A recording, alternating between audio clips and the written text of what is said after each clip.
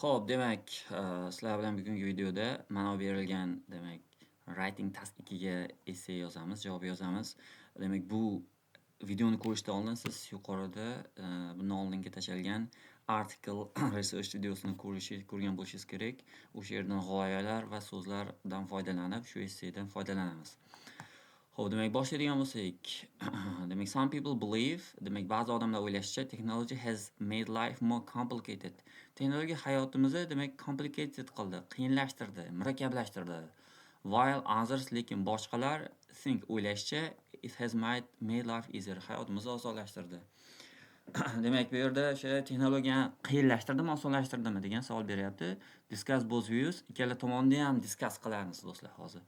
Texnologiya hayotimizni mana bu birinchi qiyinlashtirganligini ham, osonlashtirilganini ham demak discuss qilamiz va o'zimizni qaysi tomonga fikrimizni beramiz.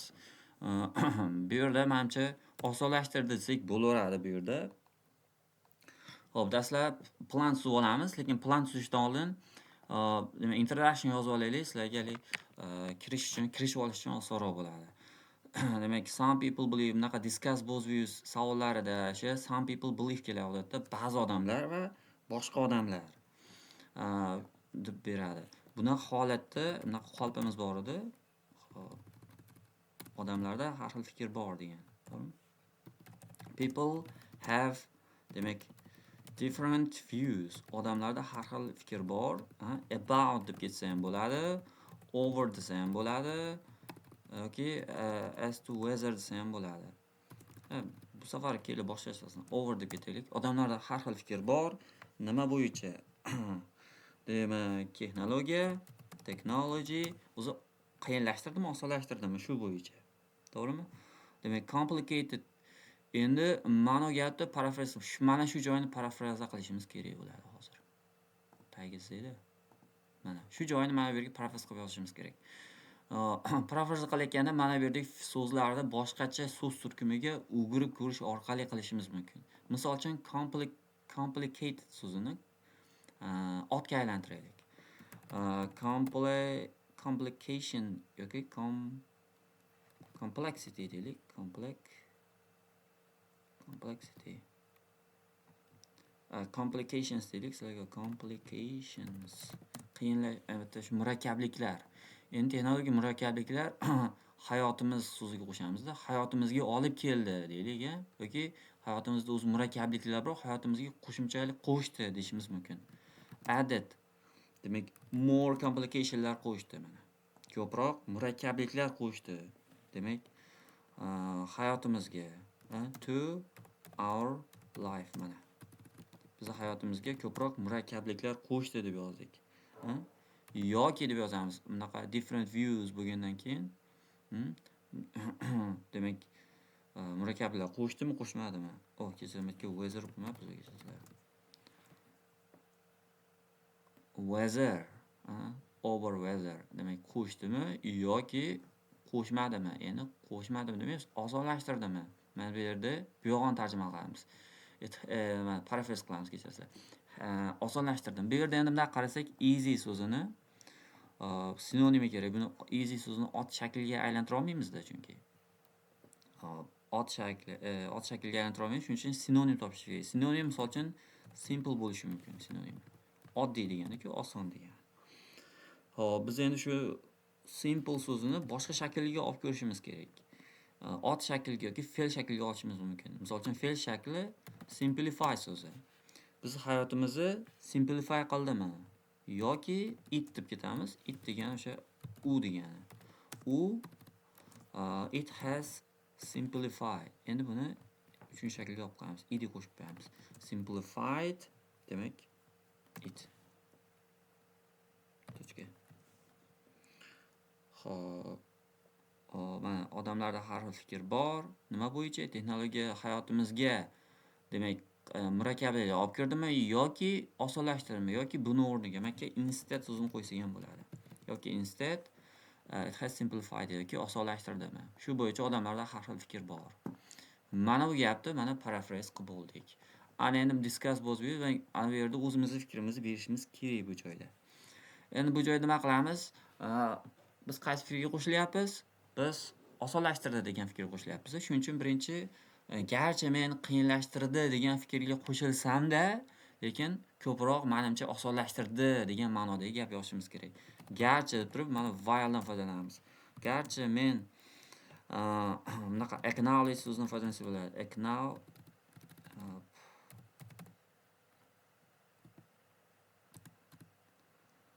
Acknowledge demak tan olsam-da noto'g'ri yozibman. Acknowledge while I acknowledge that men shuni tan olsam-da, yoki fikrga qo'shilsam-da degan ma'noda keladi. Technology nima qildi? O'sha yuqoridagi gapni boshqacharoq qilamiz. Texnologiya bir negativ tomonlar olib keldi degan fikrga qo'shilsam-da, Technology misol uchun has yaratdi deylik. Created yaratdi.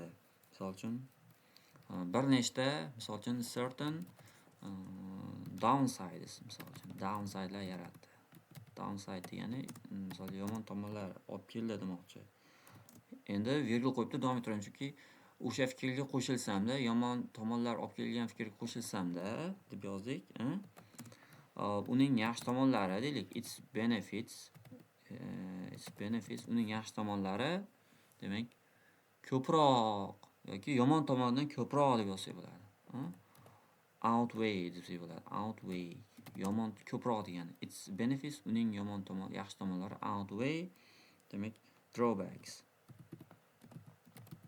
mana. Drawbacklaridan ko'p. Uning benefitlari drawbacklaridan ancha ko'plik farq qo'shib qo'yamiz mana. Ancha ko'proq. Endi to'shib qo'yamiz. Mana birinchi paraphrase qildik, ikkinchisi o'zimiz fikrimizni while orqali berdik mana. While acknowledge that bunaqa birikmalarni bemalol qo'llaverasizlar. Mana birikmalar ham har qanday shunaqa bir shunga o'xshagan essaylarda mos tushaveradi bu so'zlar. Mana mavzusini unga o'zgartirib qo'yasiz xolos. Uning yaxshi tomonlari anchagina ko'p, yomon tomonidan.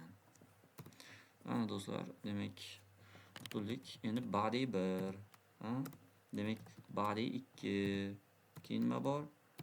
Conclusion bor. Demak conclusion yozishimiz kerak. Body 1dan nima deymiz endi body 1da? O'ylaymiz endi. Body 1da yaxshi tomonlarni yozsak bo'ladi yoki yomon tomonni yozsak bo'ladi. Bizga farqi yo'q qaysi tomonni yozishdan. Xo'p, qaysi tomonni yozsak ham biz fikrimizni aytib bo'ldik mana bu yerda. Xohlasak yaxshi tomondan boshlaymiz. Farqi yo'q, bu sizni naqasga bog'liq, g'oyalaringizga bog'liq. Hozir g'oyalar tuzamiz endi.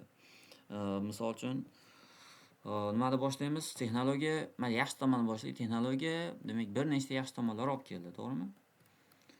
Demak nima edi? Osonlashtirdi. Make easy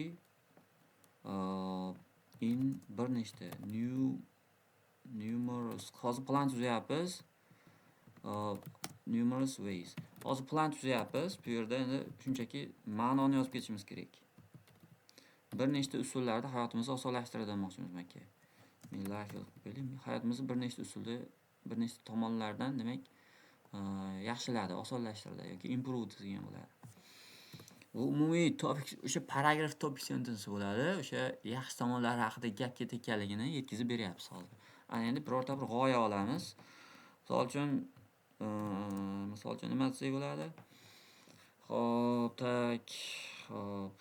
nimani yaxshiladi? Birinchi bo'lib, siz kommunikatsiyangizni yaxshiladi-ku. Improved communication. Hayotimizni demak kommunikatsiyasini yaxshiladi. Ana endi aynan qanday qilib yaxshiladi? Explain qilamiz. Explanation yoki explain degan bo'ladi. Misol uchun texnologiya bilan nima bo'lyapti?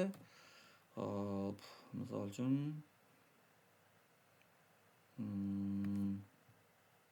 demak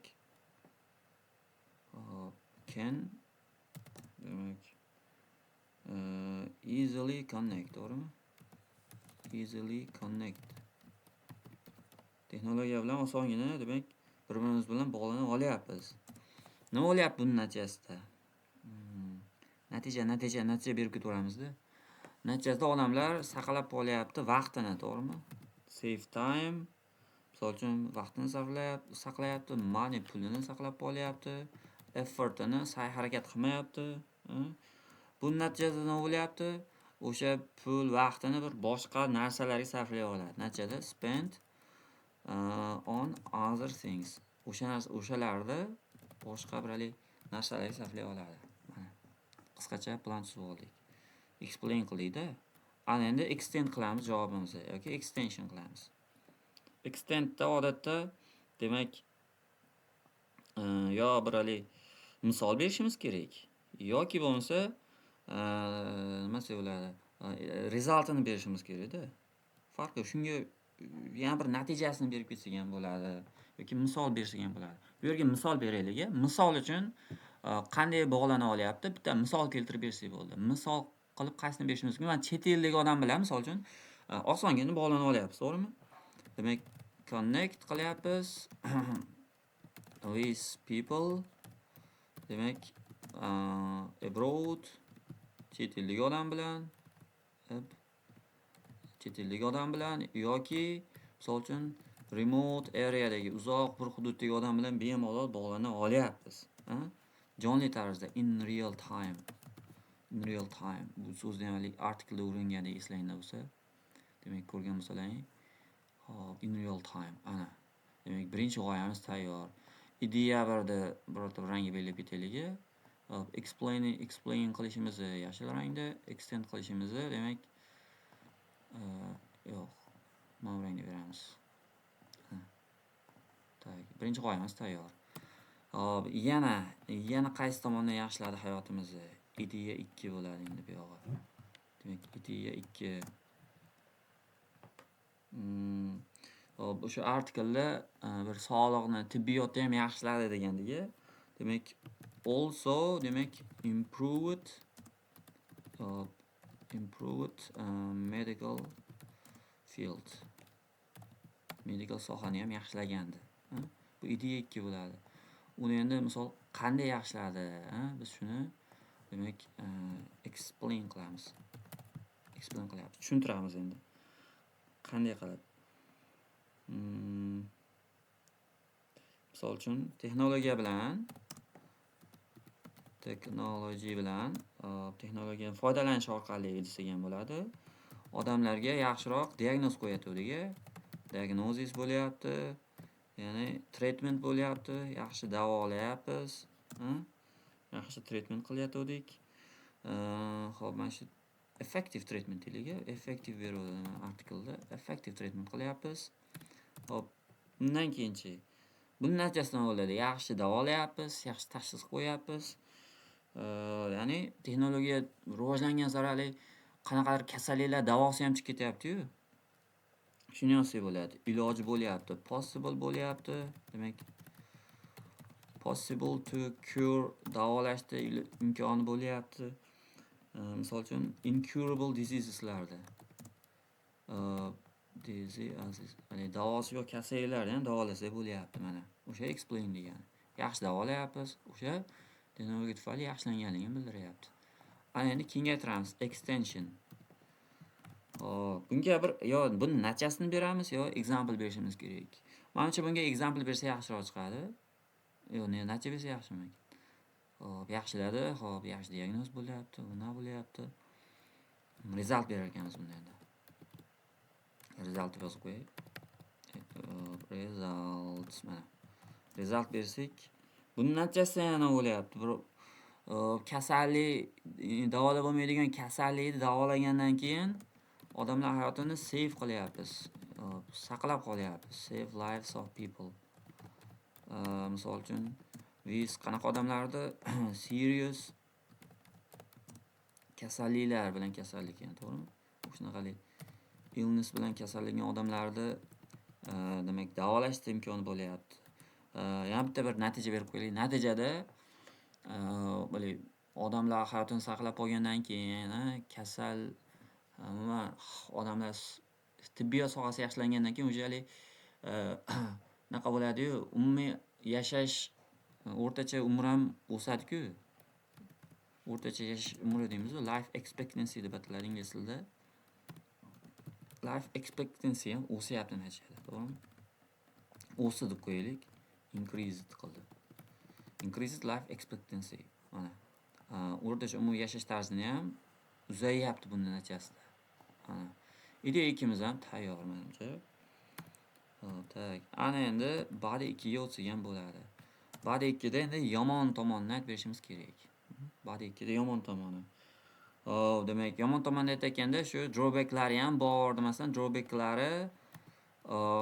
drawbackslari misol sezilarli ravishda shunga o'xshagan gap yozsa yaxshi. Drawbacks are demak also significant. Shunga o'xshagan so'z yozsa yaxshiroq mana.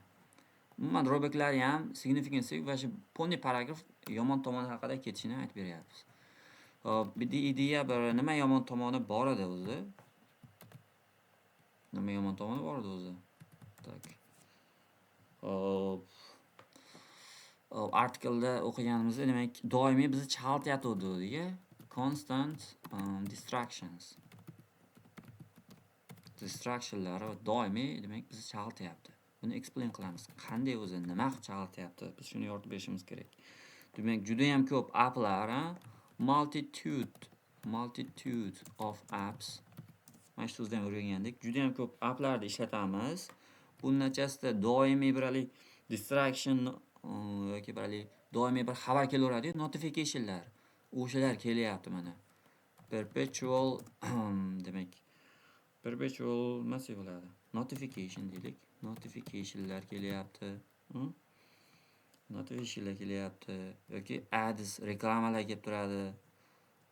Bunun natijasida nima bo'lyapti? Bizni distract qilyapti. Disrupt deylik shu joyda. Disrupt bilan distract qilamiz. Bizni chaltyapti bu narsa. Bunun natijasida nima bo'lyapti? Biz vaqtimizni yo'qotyaptik. Lose demak precious time. Qimmatbaho vaqtimizni demak yo'qotyaptik.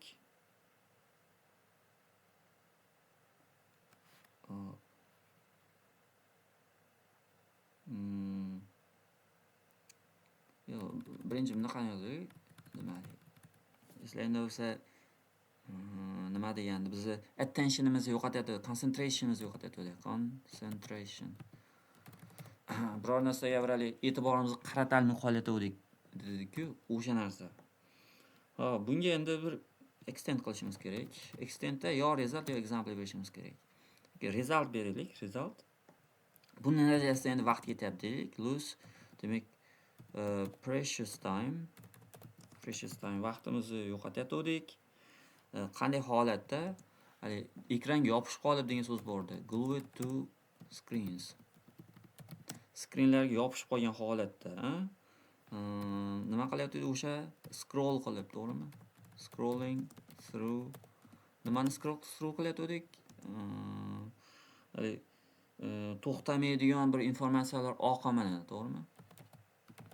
Infinite demak infinite stream of demak videos deylikmi yoki information deb qo'yaylik, information. Demak, xato qilib qo'ymaylik, demak to'xtovsiz informatsiyalar oqimini scroll qilib, ekranga bog'lanib qolgan holatda qilib, demak vaqtimizni yo'qotyaptik. Bu endi extend bu result beryapmiz. Result. Mana. Body 2mizni demak birinchi g'oyasi ham tayyor mana. Buni ham demak nima qilyapmiz? Tak. Bu extend qilyapmiz. Okay. Ana endi ideya 2. Yani bitta birorta bir g'oya beraylik. O'zi bitta g'oya bilan yozaversak ham bo'ladi. Yana ham bersak yaxshiroq chiqadi. Yana texnologiya bizni nima qilyapti yana?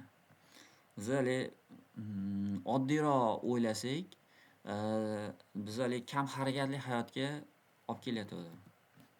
Sedentary lifestyle. Bu g'oya demak artikelda yo'q edi, lekin bu bo'yicha oldin shunga o'xshagan essay yozgandim adashmasam. Sedentary lifestyle bir yaxshiroq variant edi. O'tiroq hayot tarzi deydi. O'tirib ko'p ish qiladi, kam harakat bo'lib qoladi, texnologiyadan foydalanib kam harakat qiladi degani. Shunaqa lifestyle ga olib kelyapti. Hozir shuni aytamiz endi. Demak, ideya 2 buni sariq olib qo'yamiz buni. Tak. Buni explain qilamiz endi. Bu nima o'zi bu? explain. Tak. Texnologiyani ana bir qulayliklari tufayli, to'g'rimi? With degani ham sababli, tufayli degani. With qulayliklari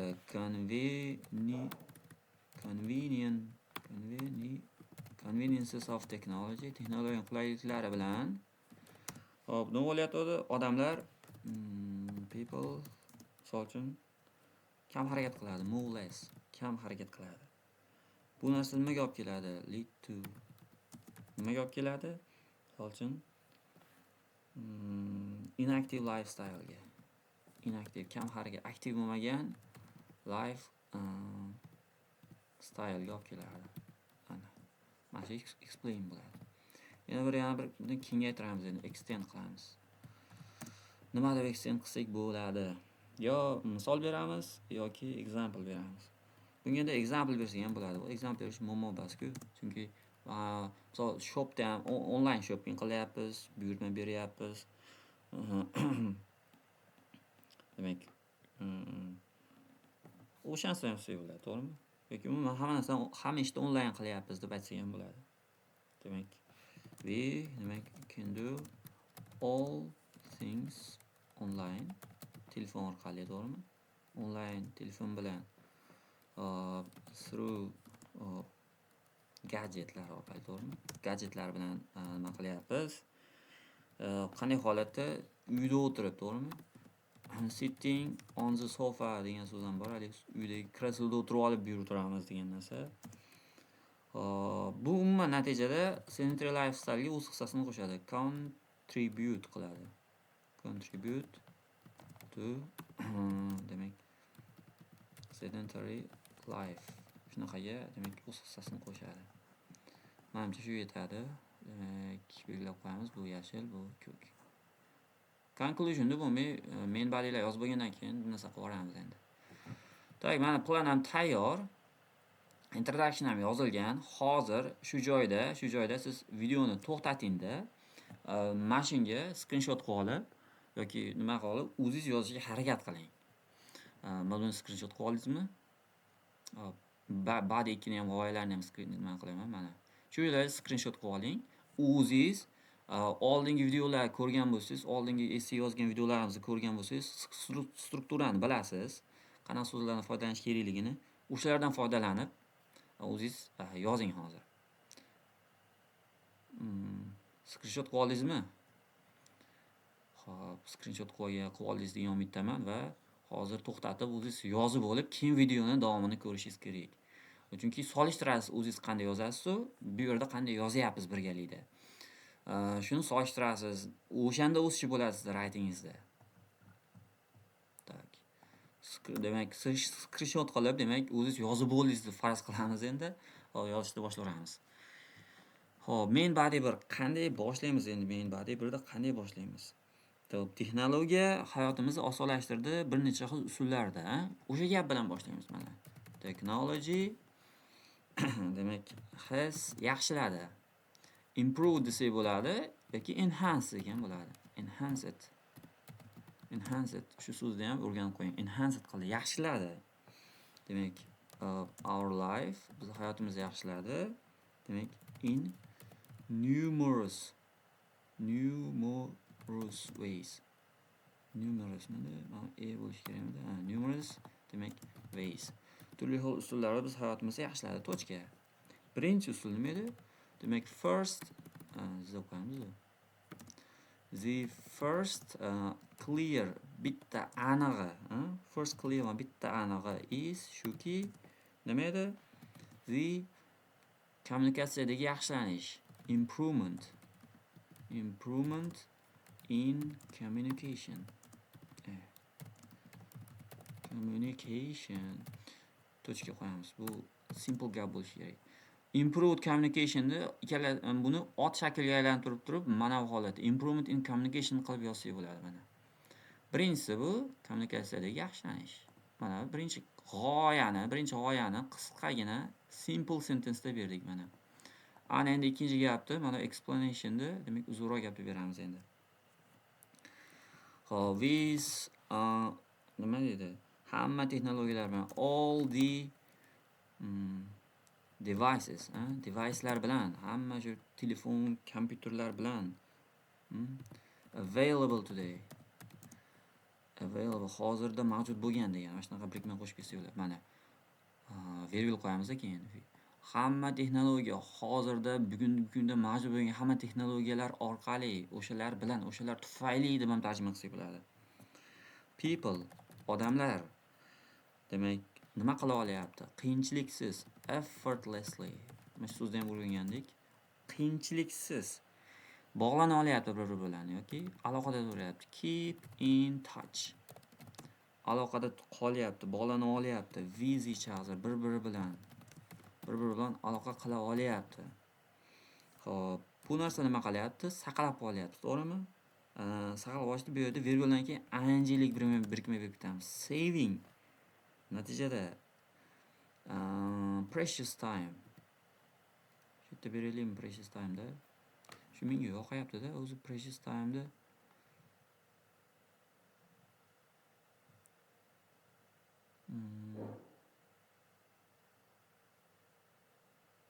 Tak.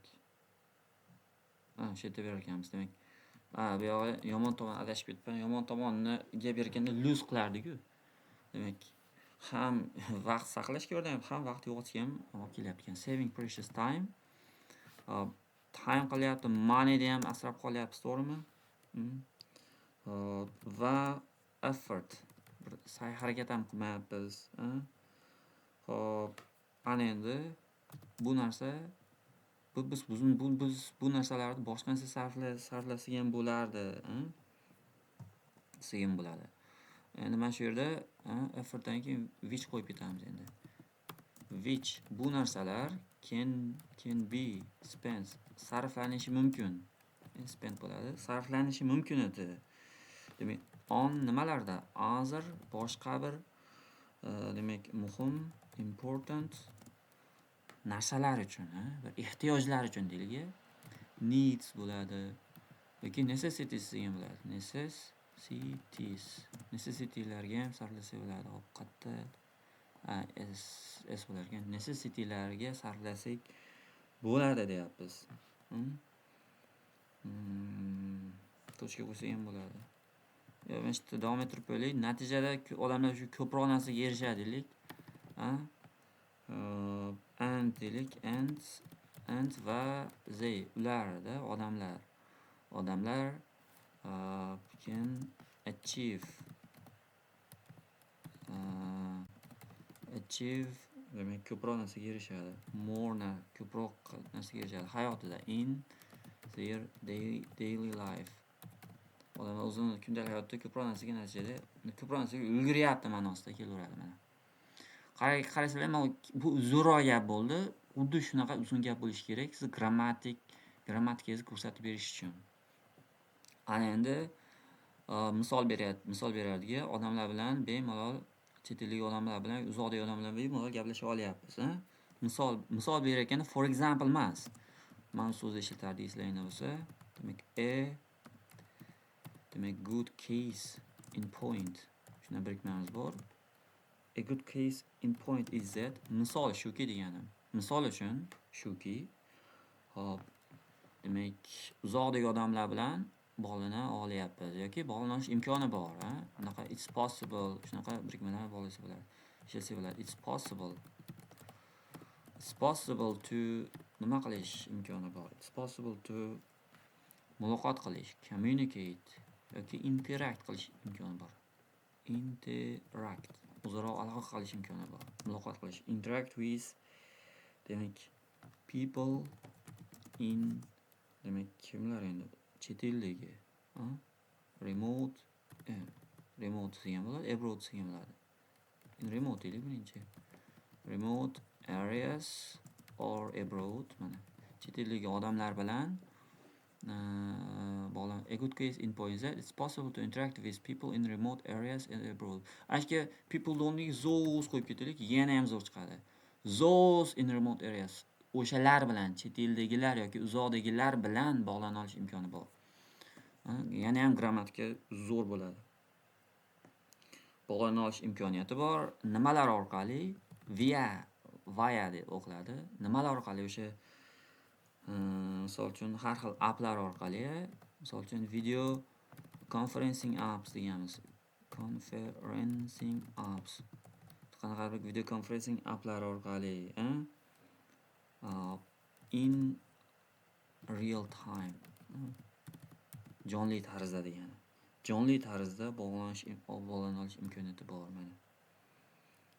Xo'p. Okey. Yana nimadir qo'shishimiz kerak shekilli. Virguldan keyin buni natijasida yoki natija bermasdan o'shda nima qila olyapti deb kelsak bo'ladi. Thus deb berib kelsak bo'ladi. Buni natijasida demak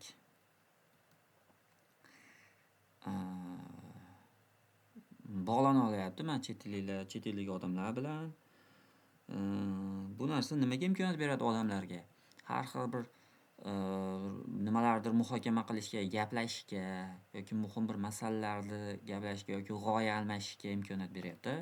Thusdan keyin enabling imkoniyat bermoq, inglik fraza ishlatamiz.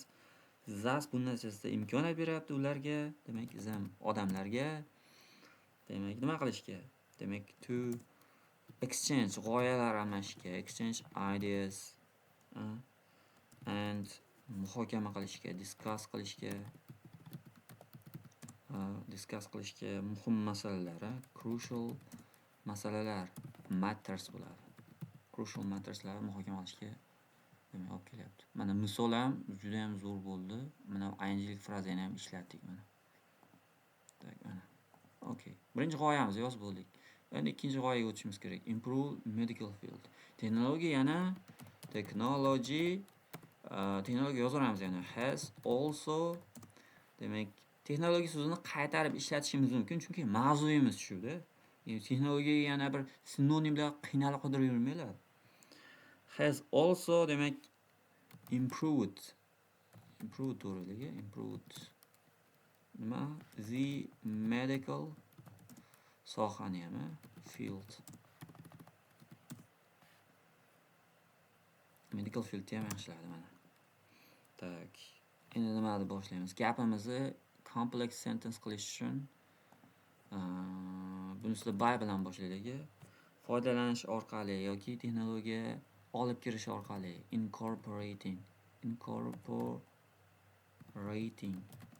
yoki integrating desak ham bo'ladi mana shu yerga. Integratsiya qilish orqali, integrating qilish orqali nima qilish? Nimani? Demak, technological tools o'shalarda integratsiya qilish orqali qayerga? Into demak tibbiy hospitallarga desak ham bo'ladi yoki medical practices yaxshiroq chiqadi. Tibbiy amaliyotlarga tibbiy amaliyotlarga texnologiyalarni integrate qilish orqali yoki incorporating qilish orqali. Eslab qolinglar, integrating yoki incorporating deb ishlatganimizda mana bu yerga nimadir qayerga olib kirish bo'ladi-da. Into qo'yamiz mana. Buni ham belgilab qo'ying mana. Texnologiya turlarida jihozlarda medical practicelarga olib kirish orqali mana bilib oling. Nimalarni qayerga olib kirish mana shu yerga. Nimalarni bu yerga yozasiz, qayergaligini bu yoqqa yozasiz. Ikkalasidan bittasini tanlab olsak bo'ladi. Incorporating deb qo'yaylik mana. Olib kirish orqali bo'ldi mana. O'shalar olib kirish orqali virgul qo'yamizda. Demak, nima bo'lyapti? Hozir o'sha bemorlar demak yaxshi diagnoz qo'yilyapti, yaxshi treatment beryapti. Natijada unaqa kasalliklardan davolayapmiz. Bemorlar, demak patients bemorlar tak nima bo'lyapti endi? Yaxshiroq better diagnosis qilinyapti. Diagnosis qilinyapti va o'yladi. Xo'p, buni o'chirib tashlayveraylik. Screenshot qo'ygansizlar-ku. Vaqtimiz ketmasin shunga ham. Demak, effective treatment bo'lyapti and effectively effectively treated. Effectively treated qilinyapti. Samarali davolanyapti ular. Bu narsa o'z navbatida which in turn mana frazani ishlatamiz endi which in turn bu o'z navbatida hop tak nima qilyapti? imkon qilib beryapti, to'g'rimi? Imkonini yaratyapti. Has make it possible degan narsa bor-a? Makka yozaydi. Bunaqa narsa bor. Make it possible degan birikma bor. Imkon yaratmoq, ilojini qilmoq, ilojini qilyapti. Shuni qaysidir kompaniyaning shiori o'zi mana shu. Shuni qaysidir kompaniya imkon yaratgan ma'noda. Which in turn has made it possible. Imkon yaratdi to nima qilishga? Cure qilishga. Qanaqa kasalliklar? Incurable diseaseslarda. Incurable diseaseslarda demak kasallik davolashga imkon yaratdi. Mana. Bu medical field bu bitta birinchi g'oyamiz bu. Endi bu uzunroq gap bo'ldi. Bu explanation bu. Endi kengaytiramiz endi. Yasharanga olamiz buni. Tak. Endi extension natijada odamlar demak hayot saqlab qolinyapti, jiddiy kasalliklar bilan chalingan odamlar va umumiy yashash nafasi o'syapti. Hop, demak natija berayotganda yana as a result ham qo'llasak bo'ladi. Natijada demak as a result yoki as a result of these demak bu demak yaxshilanishlar tufayli enhancements desak bo'ladi. Enhancements deb turib shunaqa ham deb kelsak bo'ladi. Bu yaxshilanishlar natijasida bo'ladi. Natijasida demak biz hozir umumiy odamlar yoki doktorlar desak ham bo'ladi. To'g'rilik umumiy biz hozir we are yoki we can qila olamiz degan bo'ladi. We can demak yoki can o'rniga we are able to degan bo'ladi. We are able to biz qila olyapmiz hozir, we are now able to biz hozir qila olyapmiz. Nima? Save lives. Hayotlarni saqlab qolyapmiz. Lives of kimlarni? Of those odamlarni those bilan bersak bo'ladi dega. Those kimlarni hayotini? Misol uchun these these qanaqa edi? Critical, serious critical desak bo'ladi. Critical illnesses. To'g'ri yozdim. Ana. Jiddiy kasalliklar degani bu. Tak, buni serious illnesses degan bo'ladi. Critical degan jiddiy degan ma'nosi bor. Critical muhim degan ma'nosi ham bor. Critical tanqidiy degan ma'nosi ham bor. Shunaqa ma'nolar ko'p buni ham. O'shunaqa kasalliklar bilan bo'lgan odamlarning hayotini saqlab qolyapmiz. Xo'p, buning natijasida nima bo'lyapti? Nima bo'layapti? Life expectancy oshyapti, to'g'rimi? Natijada demak thereby desak bo'ladi yoki further desak bo'ladi. Bu natijada thereby doim shu ikkinchi qolib ketadi. Natijada shuna bo'layapti. Thereby yoki furtherdan keyin anjalik fraza qo'yamiz-da. Istaganimizni qo'yib ketsak bo'ladi. Further deb qo'ydik, mayli. Thereby ham qo'llasak. Farq qilmaydi, thereby ham qo'llab ketdik. Further demak natijada nima bo'lyapti? Demak increase bo'lyapti. Increasing demak life expectancy. Umumiy of people. Odamlardan qo'shib qo'yamiz. Umumiy odamlarda yashash nimasi o'syapti. Umumiy overall qo'shib beraylik. Overall mana. Overall life expectancy oshyapti mana. Further increasing overall life expectancy of people. Bu natijasi. Tak, bu extension bu. Tak, birinchi demak main body tayyor mana. Ana ikkinchi body o'sigan bo'ladi. Demak buni screenshot qilib olgansizlar. Buni o'chirib yuboray hozir bizga xalaqit bermasin. Drawbackslar body 2. Demak drawbacklarni berayotganda endi yomon tomon beryapmiz-da. Unda qo'shgan howeverga o'xshagan so'zlar qo'llasak bo'ladi. Ammo the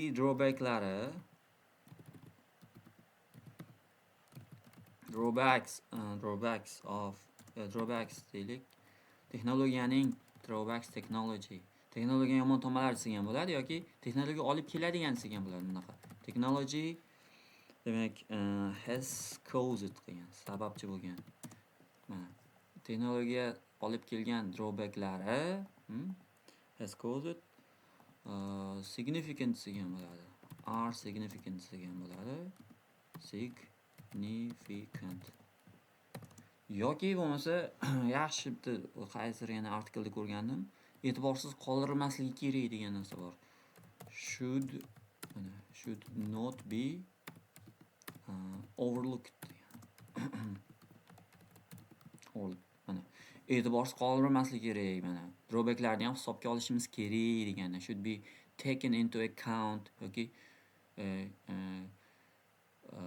should be taken into consideration. Shunga o'xshagan sinonimlar qilib ishlatsa bo'ladi. Should not be overlooked. E'tiborsiz qoldirmasligi kerak degan narsani yozib oldik. Umumiy bitta drawbacklar haqida gap ketadi endi bunda. Mana umuman drawbacklari tak.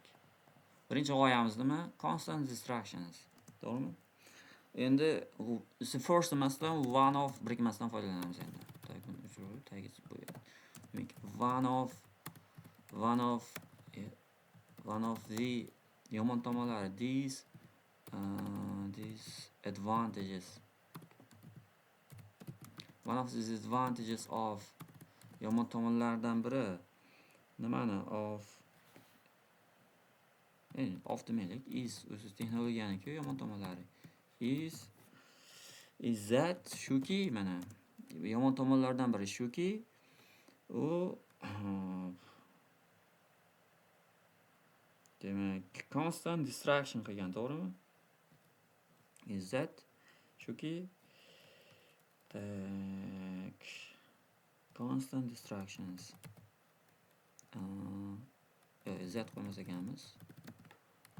Constant distractions.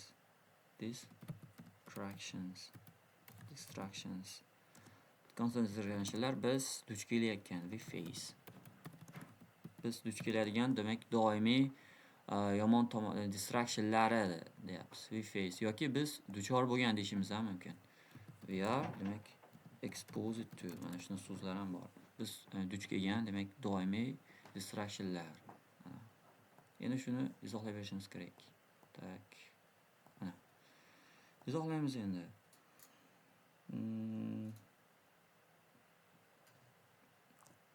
Biz demak nima qilyapmiz? Multitude of appslardan foydalanyapmiz, to'g'rimi? Odamlar demak gapda endi qanaqadir venmi shunga o'xshagan qo'shma gap compoundsini bilish kerak-da. Misol uchun gapni when deb boshlab ketsak bo'ladi yoki if yoki asmi yoki shunga o'xshagan so'z. Demak xo'p, demak nima desak bo'lar ekan? Foydalanayotgani tufayli deb yozaylikmi? Shuni desak bo'lar ekan. Since mana. Since degani tufayli, sababli degani. Since demak people, odamlar demak nima qilyapti? Keskin ravishda foydalanyapti. Increasingly using nima qilyapti? Foydalanyapti. Xilma-xil a multitude of apps. Turli xil applardan foydalanyapti. Nima qilish uchun? Bajarish uchun. To perform desak bo'ladi. Bajarmoqga complete degan bo'ladi. To complete bajarish uchun zero o'zlarini demak kundalik daily tasks, kundalik ishlarni bajarish uchun foydalanyapti. Endi virgul qo'yamiz. Foydalanayotgani tufayli bo'ldi. Gapni boshiga since qo'yganligimiz uchun. Tufayli ular doimiy ravishda constantly doimiy ravishda nima bo'lyapti? Notificationlarga duch kelyapti, to'g'rimi? Yoki notificationlarga nima bo'lyapti? Ko'ngil ketyapti. overwhelmed. O'rgangan so'zimiz overwhelmed. Overwhelmed bo'lib ketyapti. By nima bilan yoki with desa ham bo'ladi, by desa ham bo'ladi. With overwhelmed with demak perpetual mana. Perpetual doim o'zgarma demak muntazam degani. Takrorlanuvchi notificationlarga ko'milib ketyapti. Va app'lar deylik, adslar, reklamalar yoki nima deydi? Chaltadigan deylik, mana shu disruptga ancha qo'shib kelsak sifatga aylanadi. Disrupting adslarga ko'milib ketyapti. Xo'p. Buni natijada whichli gap beramiz endi. Which demak natijada bu narsa nima qilyapti? Odamlarga sabab bo'lyapti konsentratsiyasini yo'qotishga. Cause desa bo'ladi, resulting desa bo'ladi. Which results people in bo'ladi. Odamlarga sababchi bo'lyapti mana. With somebody result in. Mana shu birikmani o'rganib oling. Result endi orasiga people somebody qo'ysa ham bo'ladi, qo'ymasa ham bo'ladi. Sababchi bo'lyapti. Nima qilishga? Misol uchun losing hop tagiga silib olib, hop demak losing nima qilishga? Their concentration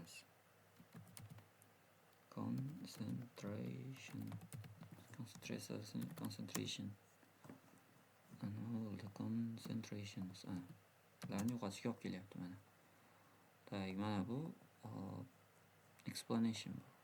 Biz chaltyapti degan gap endi. Result beramiz, vaqtimizni yo'qotyapmiz, ekranlarga bog'lanib qolish orqali. Vaqtimizni yo'qotyapmiz deymiz. Natijada as a consequence mana shu birikmani ham ishlatsak bo'ladi. As a consequence natijada demak odamlar bilmagan holatda yo'qotyapti deylik mana consciously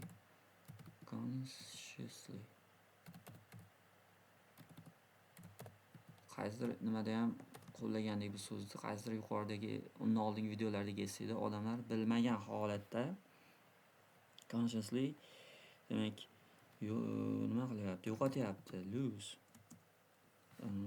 precious time. Qimmatli vaqtini yo'qotadi. Qanday qilish orqali? Scrolling through. Shu scrolling through degani nimada yurish orqali. Ekranlarda scroll qilib orqali suribda ekranda sensorda surib yangiliklar ko'raverasiz, o'sha narsa degani. Scrolling through demak tuganmas deydi-ku. Demak the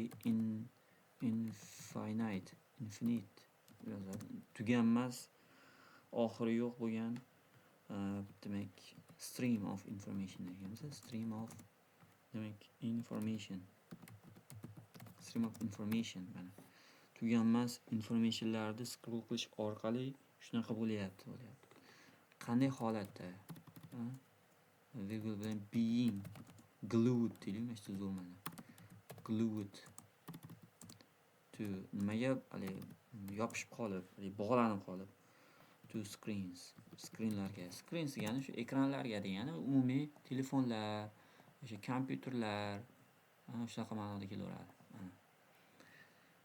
Birinchi g'oyangiz nima qilib bo'lgansiz, buni bitiravergan, screenshot qilib o'zingiz yozib bo'lgansiz. Menimcha hozir demak taqqoslayotgan bo'lsangiz kerak o'zingizniki bilan. Demak, ikkinchisi demak sedentary lifestyle deganmiz. Another qo'llaymiz endi bitta. Aytib bo'ldi. Xo'p. Another boshqa bir significant boshqa bir sezilarli yomon tomoni deyimiz kerak. Drawback is boshqa bir yomon tomoni shuki u demak odamlarga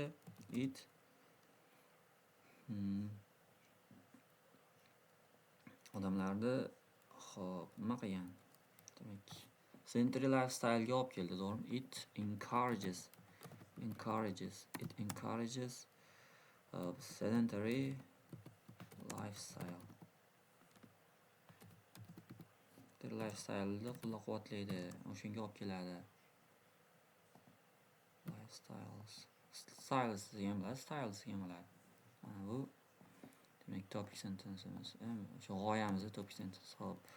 Tak, endi nima deyishimiz kerak? Convenience'lari.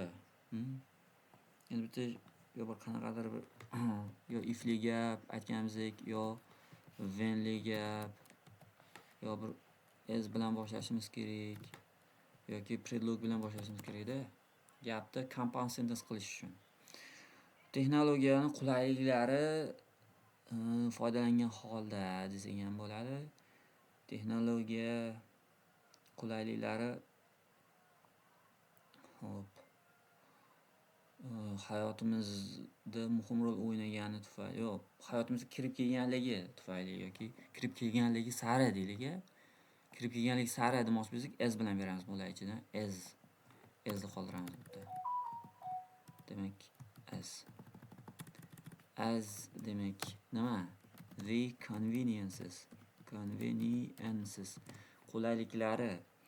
Demak, of technology. Texnologiya qulayliklari demak kirib kelgan sari bildirmasdan kirib bordi.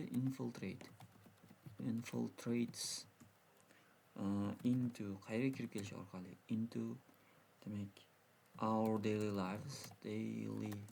lives. Hayotimizga demak bildirmasdan kirib kelganligi sari odamlar moyil bo'lyapti. Bundan so'zlab ishlasa bo'ladi. Moyil bo'lyapti kam harakatlilikka yoki kam jismoniy harakat qilyapti. Tend to do less jismoniy physical activity qilyapti. Kam jismoniy harakat qilishga moyil bo'lyapti. Virgul qo'yamizda.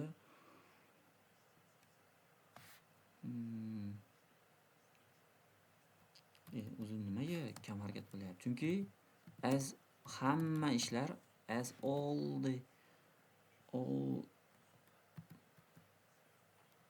hammasi can be done. Hammasi qilinyapti mana. Chunki hammasi qilinyapti. Gapni as'ni ham qo'shib ketsa chiroyli chiqadi. Mana shu as qo'yib ketaylik. Mana as ham chunki degan albatta. Chunki hamma narsa qilinyapti. Can be done. Nima orqali qilinyapti? Online qilinyapti. Can be done online through nima orqali? Device'lar orqali, yoki gadgetlar orqali. Gadget deydimi? Gadget yozdikmi? Gadgetlar orqali qilinyapti. Xo'p. Ana. Gadjetlar orqali qilinyapti. Endi bu yerga natija berishimiz kerak. Natijada which bu natijasida nima bo'lyapti? Odamlarda inactive lifestyle'ga olib kelyapti. Which tabiiyki deylik, which naturally olib kelyapti. Ikkitala bo'ladi. Naturally leads bu umumiy narsa, tabiiyki olib keladi. Demak leads to demak inactive lifestyle. Inactive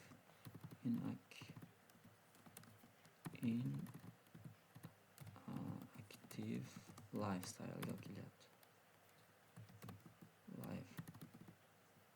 Inactive lifestyle deyilmi? Inactive lifestyle'ga olib kelyapti bu natija. Tabiiyki shunaqaga olib keladi. Mana bu demak explanation bo'ldi.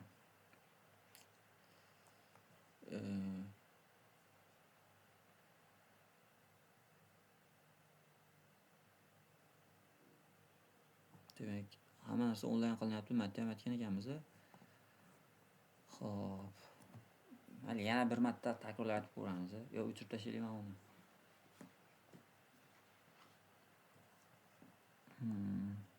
O'chirib tashlaylik, pastga yana yozar ekanmiz u.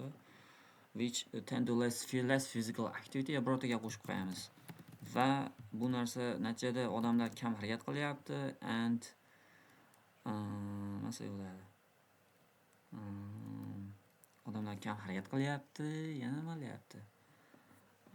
Kam dangasa bo'lyapti. Become lazier.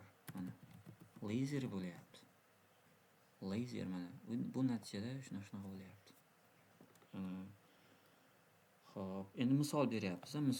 Hammasini onlayn qila olamiz. Misol berayotganda, endi bunisini boshqacharoq qo'llaymiz. A relevant instance bo'ladi. Instance.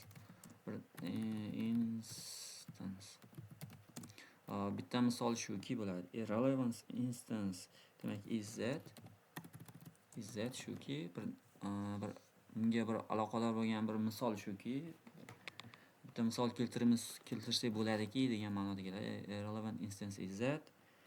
Demak, biz hamma narsani qila olamiz. We can do, biz qila olyapmiz. Deyarli deylik, almost demak all tasks, hamma ishlarni qila olyapmiz. Demak, onlayn qila olyapmiz. Mana endi keladi. Qanday qilib? Gadjetlar bilan, to'g'rimi? Yoki ni ishlatgan ish kerak. Through qo'llaylik. Through demak gadgets. Through gadgetlar qanaqa gadjet? Zamonaviy gadjet deylik. Cutting edge gadjetlar orqali, mana cutting edge gadjetlar orqali demak qila olyapmiz zamonaviy gadjetlar bilan. Xo'p. Qanday qilib? O'sha sofada o'tirib, to'g'rimi? Sitting. ing bilan beramiz. Sitting on the sofa, zega g'alati chiqadi. Comfortda o'tiribdimi? Comfort zone'da o'tiribman. Comfort zone'da o'tirgan holatda, o'ziga qulay sharoitda emas. Balki uyi bo'lar, balki ishxonangizdadir, balki ko'chada sizni comfort zonangizdir. O'sha yerda o'tirib, hammasini onlayn bajaryapsiz, deyapti. With just a few clicks. Bir nechta knopkalar bosh orqali. Clicks mana. Mana shu birikma ham bor. With just a few clicks. Bu speakingda ham ishlaysiz bo'ladi. Bir nechta knopkalar bosh orqali hamma narsani qilyapmiz deb. Tak. Buni natijasi nima bo'lyapti? Natijani endi boshqacharoq beraylik. Zas deylikmi? Yoki zerbay deylikmi? Zas yoki zerbay. Qaysini ishlatganmiz tepada? Qayerda zas qo'llayapmiz, qayerdadir forza qo'llayapmiz, zerbayni qo'llaymiz. Shunday qilib degani. Shunday qilib natijada degani. Shunday qilib nima bo'lyapti? Contribute qilyapti bu. Contributing o'z hissasini qo'shyapti to demak sedentary lifestyle deb qo'yaylik. Sedentary lifestyle'ga o'z hissasini qo'shyapti tochkani. Mana bu endi extension bo'ldi. Mana bu ikkinchi paragrafimiz ham tayyor. Ana endi conclusion yozsak bo'ladi. In conclusion xulosa qilib aytadigan bo'lsak, texnologiya umumiy ma'no, texnologiya yaxshi tomon, yomon tomon olib kelganiga qaramasdan, yaxshi tomonlar ham olib keldi. Shunga o'xshagan gap yozamiz endi. While qo'llagandik interactionda, bu yerda whilst qo'llasak bo'ladi. Demak, whilst technology olib keldi, has sabab bo'ldi deylik, sabab bo'ldi. Caused qo'lladikda, causedga sinonim kerak. Bunaqa so'z bor. Give rise to degan. Give rise to. Endi bu yerda has bilan bergan uchun uchinchi shaklni olib qo'yamiz. Has given rise to. Texnologiya sabab bo'ldi. Hop, buni ham o'ziz uchun o'rganib ko'ring. Tagiga chizib qo'yman. Demak, texnologiya demak give rise qildi, sabab bo'ldi. Bir nechta several drawbacks ishlataveramiz. Such as misol uchun less birinchi qaysi biri edi bizga? Disruptionlar sabab bo'lganda daily demak distractions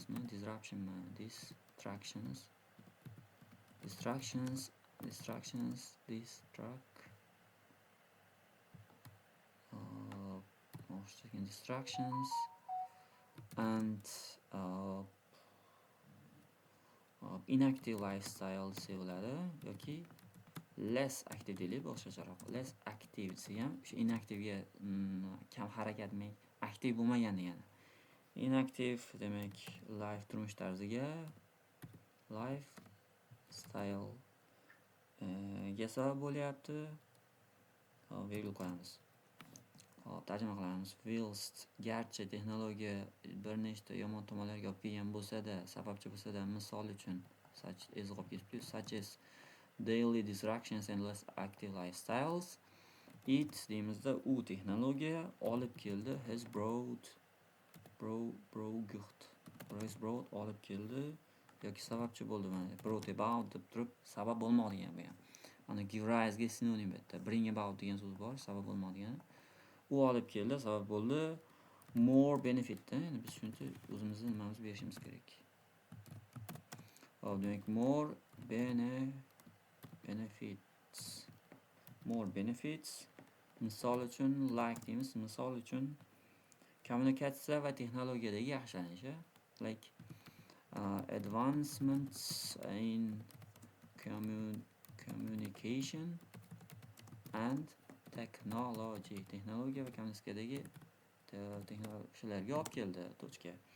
Hop, demak aytib bo'ldik. Ana endi o'sha yerda biralik qanaqadir fikrimizni berib ketib yoki bir recommendation bersak ham bo'ladi-da shu joyga. Recommendation. Nima qilib in my view demak meni fikrimcha demak biz harakat qilishimiz kerak. We should try, biz harakat qilishimiz kerak texnologiyadan unumli foydalanishga, we should try to take advantage degan narsa bor. Take advantage of something. Bu degani unumli foydalanib qolmoq degani. Take advantage of demak hamma all the technology. Hamma texnologiyadan unumli foydalanib qolishimiz kerak. Bizda mavjud available for us, available demak for us bizga mavjud bor bo'lgan demak hamma texnologiyadan unumli foydalanishimiz kerak va yomon tomonlarini demak kamaytirishimiz kerak yoki nazoratga olishimiz kerak deb recommendation beramiz endi. Control yoki curb desa ham bo'ladi. Bu ham nazorat qilmoq degani. Curb and kamaytirmoq, mitigate mana. Zararni kamaytirmoq degan so'zni ham o'rgangandik. Mitigate demak it's negative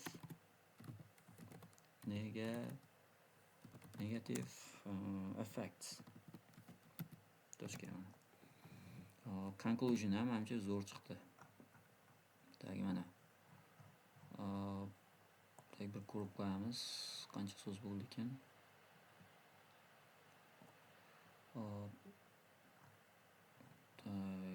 370 ta bo'ldi. 370 ta words.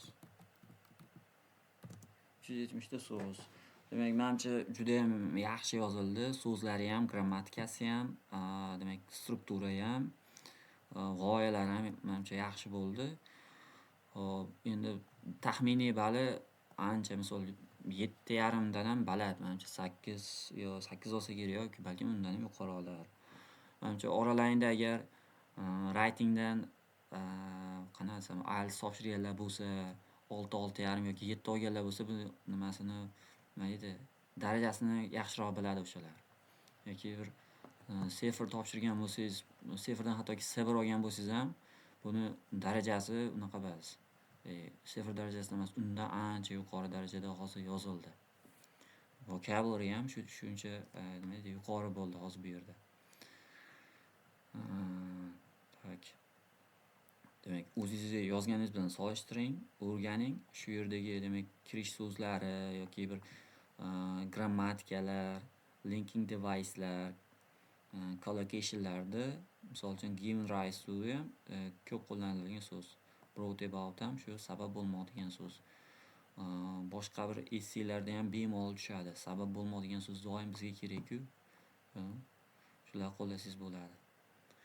Hop, demak sog' bo'linglar, salomat bo'linglar. Keyingi videolarda ham demak diqqat bilan tomosha qilib o'rganinglar.